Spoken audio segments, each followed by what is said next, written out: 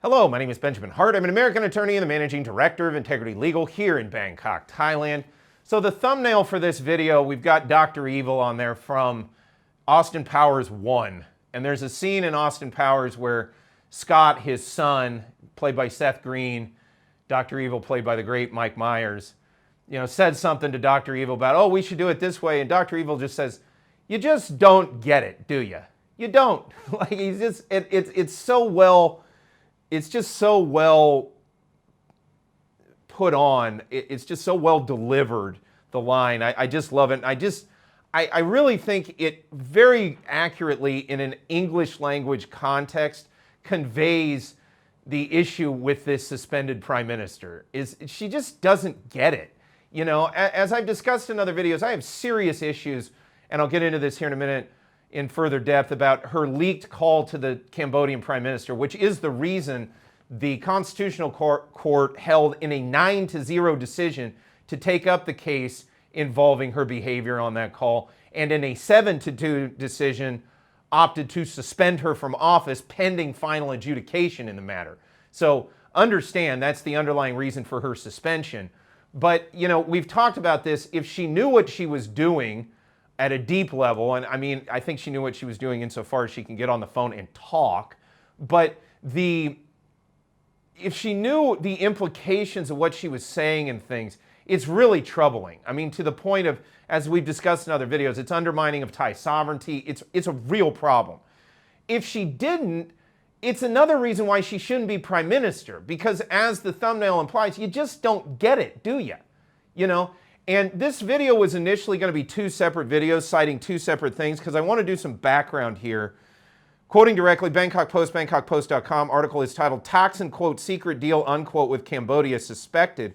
Quoting directly, political activist Jatuporn Prompan has raised suspicions regarding former Prime Minister Thaksin Shinawatра's recent political activities, questioning whether a secret deal may be behind the scenes of events that all occurred on the same day. Quoting further, he highlighted the promotion of the Soft Power Initiative, which could be seen as a boost for Thaksin's daughter, suspended Prime Minister Paetongtarn Shinawatra, in her new capacity as Culture Minister, and Thaksin's dramatic declaration of severing ties with Cambodian strongman Hun Sen after more than 30 years, citing the damage done to Ms. Paetongtarn in the wake of their leaked telephone call. Well, yeah, the damage done to her, but also damage done to him, talking about, the fact that he was showing up to a meeting in a fake neck brace and a fake arm brace. I made a video on that where I cited a video, or the movie Wild Things with Bill Murray, where Bill Murray's this shady lawyer, and he's wearing this neck brace, and Matt Dillon, his client, asked him, he's like, what is that in your neck? Oh, I don't need to wear it all the time. There was this insurance guy poking around here earlier.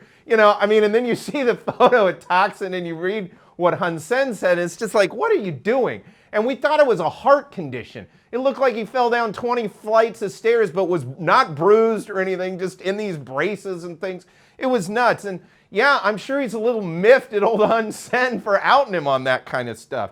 Meanwhile, this dramatic declaration of severing ties, well, this is why I get really mad about this, because you had pretty good ties when you were over there under Hun Sen's wing in 2010, exacerbating the problems that caused this city to burn. I was here for that. That came to my doorstep directly, and it was awful. And, I just can't stress enough how angry it makes me when I see this stuff involving Hun Sen and the relationships here and what's going on, because this has had dramatically negative implications for Thailand for a long time now, And just as a quick aside here, I get into deeper analysis on these issues in our paid news service. If you're interested in that, you can email us, media@integrity-legal.com. It's Integrity News Service.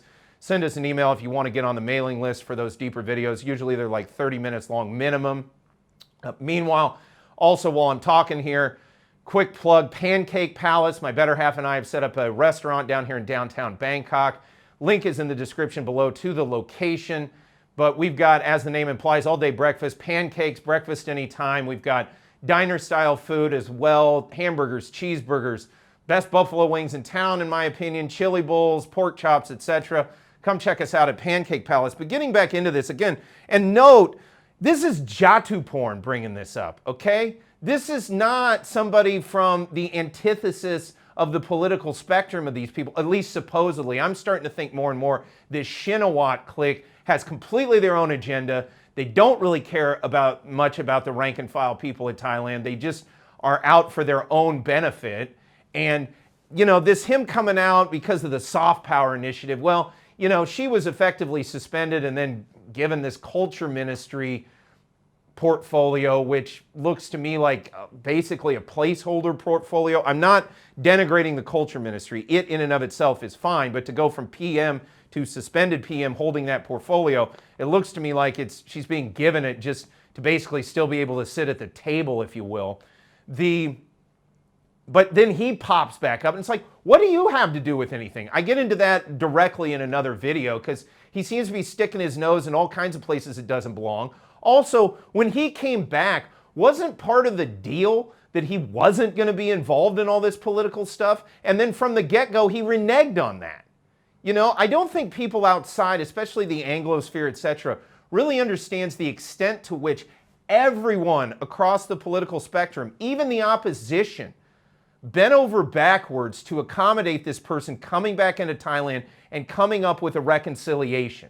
And at every turn we've seen, that's been sort of spit back in everybody's face. And on top of it, as I've discussed in many other videos, prior to 2023, we didn't see anything about digital money. We didn't see anything about the World Economic Forum. And since that time, we've been pushed relentlessly with their agendas and with their desires to get, you know, the casino complex, which the current draft of which they've sort of shelved it, but the current draft says that foreigners can own the operation, and it looks like they were pushing their guy into the Interior Ministry, probably because the Interior Ministry is the place where you can sign off on foreigners owning land. So I made a video asking the question, is this being done so that foreigners can own both the operation and the underlying land? Again, I bring this stuff up because since this person has come back, and they came back under the pretext of, hey, we're all going to kind of come back together and figure out how to work this through, the opposite has really occurred. I think anybody that objectively looks at the facts of the last 2 years can see that. That said, quoting further, Jatuporn's suggested this synchronization of these events appeared too calculated to be coincidental, speculating that they might have been orchestrated as part of a broader political performance. Yeah, he brings up a good point, and that seems to be a running theme with these people. And my question is, again, what does Thaksin have to do with any of this stuff? I thought he wasn't supposed to be involved in political issues. Wasn't that the terms of his parole or whatever you want to call it? Like he's not supposed to be doing this stuff? I thought that was part of it. I thought part of the reconciliation was we were moving past all this old era. Also, it's really creepy, this whole notion that, and I've also seen, by the way, Bangkok Post, hats off, you do your job especially on following general politics and stuff. They really do. But I do have to be honest, the last 3 or 4 days, how many subscriptions has the Shinawatra family purchased in the last week and a half? Because it's like, there's been this whole PR blitz that's almost in favor of Thaksin. That's why I've used that same photo, because I pulled up Bangkok Post online and then I saw it in the print edition. There's the Thaksin with his smiling face on the cover. I asked the question, I'm genuinely asking the question there. It's like, why the push behind this guy? If anything, it looks like we're at a watershed moment where we're moving past all of that, but whatever. In any event, now, I'm going to put something up on screen. In fact, I'll put it up right now. The Trace Buster from the movie The Big Hit. I'll put a link in the description below to give some context for that. But there's this movie with Mark Wahlberg years ago where they were the running joke was they were calling people on the phone, and it was in the old days, kind of before cell phones, although they have cell phones, but when you used to use, before caller ID really, and they were trying to trace each other's phone calls. It's really comical, kind of silly, this, oh, we have a Trace Buster, now we have the Trace Buster, now we have the Trace Buster. In any event, quoting directly, Thaksin said his daughter was waiting for a call from Hun Sen for 3 hours at a hotel with some key government figures, but he did not call her. Quote, he later called her private mobile. I started to wonder, was he really asleep or was he preparing to record the conversation? Well, one, It doesn't take 3 hours in the modern era to record a conversation. We're not in 1999 with the trace buster, okay? That's the first thing to understand. Secondly, is a key thing that keeps coming up and coming up with regard to this woman. Does she have to be on training wheels to talk to a foreign leader? Her dad has to be in the same room? I'm serious about this, because if he does, that raises serious questions. I thought he wasn't supposed to be involved in politics. Secondly, can she not talk to somebody without like a handler present? And it's a genuine question. And if she didn't intend for the negative ramifications and didn't understand the negative implications of her communication to Hun Sen, then it begs the question, is she competent enough to hold the job? Moving over to further on this, and again, along the theme of you just don't get it, do you? To provide some background here to this, there was a recent, I guess, whatever you would call it, back and forth within the Thai parliament apparently, where now in the opposition leader, one of the leaders in the of one of the now opposition parties, I should say, Anutin Chanwirakul from Bumjai Thai, made kind of a slick political move, candidly, where he said, hey, you know, the Chinese aren't coming to Thailand right now as tourists because they're put off by our trying to pass laws to create casinos here. And the leader of China, Xi Jinping, doesn't like casinos. Now, you know, look, I think I've made my views on undue influence of China in Thailand very clear. I don't want to see any undue influence.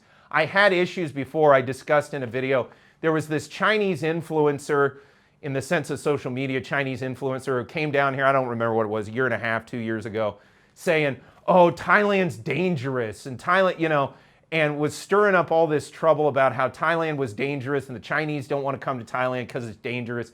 And I said at the time, you think it's so dangerous, don't come, you know, because Thailand isn't dangerous in any objective sense of the term, okay? Okay, maybe it's dangerous compared to a totalitarian state. We're not totalitarian down here, but, you know, it's not objectively dangerous. It's a very, very safe country. So that's the first thing to understand. I made my views on that known at the time. I said, look, if you don't like it, don't come here. I'm not saying I don't want Chinese tourists. Let me be very clear. All tourism is good for Thailand. You know, all tourists that come here spend money, act politely, see the sights and go home. That's a good thing for Thailand. We love to see Chinese tourists. That would be great. You know, but there's this constantly running theme that seems to come from the organs of the PR apparat of China that Thailand is unsafe, you know, and it just bugs me when I hear that, you know. So moving into this Anutin thing, he brought up the fact, and it was kind of a slick little political gotcha in the parliament where he said, hey, you know, maybe the Chinese aren't coming down here because you guys are pushing this casino agenda. So it was an opposition leader kind of needling the government party, basically. Her retort, and quoting from the Bangkok Post, bangkokpost.com, article is titled, Safety Fears Not Casinos Keeping Chinese Away, Argues Paetongtarn. And this is where I get into the you just don't get it, do you? On multiple levels here. Quoting directly, suspended Prime Minister Paetongtarn Shinawatra has denied Chinese President Xi Jinping discouraged Chinese from visiting Thailand because of her party's plan for legal casinos, saying that people's safety was the prime concern. Quoting further, Ms. Paetongtarn on Wednesday responded to Bumjai Thai Party leader Anutin Chanwirakul's allegation that the sharp decline in Chinese visitors resulted from her ignorance of Chinese President Xi's repeated advice against the legalization of casinos in Thailand. So her response is, nuh-uh, they said it's because we're not safe. You just don't get it, do you? You know, you're now the suspended PM, so ostensibly you're thinking you're going to be the PM again. You don't want to make us look worse by even bringing that up. I'm sorry. I don't mean to keep coming at this over and over, but we just keep propping this woman up like she's some kind of normal politician, which I did that prior video where I had the thumb. I feel like I'm taking crazy pills. That's what I feel like here. When I see the person that's supposed to be speaking for the country, you know, Okay, she got a political zinger thrown at her by, let's be clear, a pretty astute political operator. And her retort is, it's because we're not safe. That's not, you just don't get it, do you? I keep coming back to that. That's what it comes down to. And look, China can think what they want about Thailand. I personally think that their offer to mediate the border dispute, it rankles me no end. You know, there is no Chinese sphere of influence in Southeast Asia. Matters between Thailand and Cambodia should stay between those two sovereign nations. Meanwhile, you know, at the end of the day, the leaked phone call is what it is. And then, but, you know, the evidence just keeps mounting up that we need new leadership. We do not need somebody who really doesn't get that the retort to, hey, maybe one of our policies wasn't a good idea. No, it's our safety problems. That's the problem. It needs to stop. That's my only point. I would really, and I've discussed this in other videos, there's another option from the core coalition party, from the governing party. There's another option. There's a third person on the list who's waiting in the wings. Let's pull that person up, because to continue to keep rehashing bad policy and bad political moves, I don't think it's doing this country any good at all.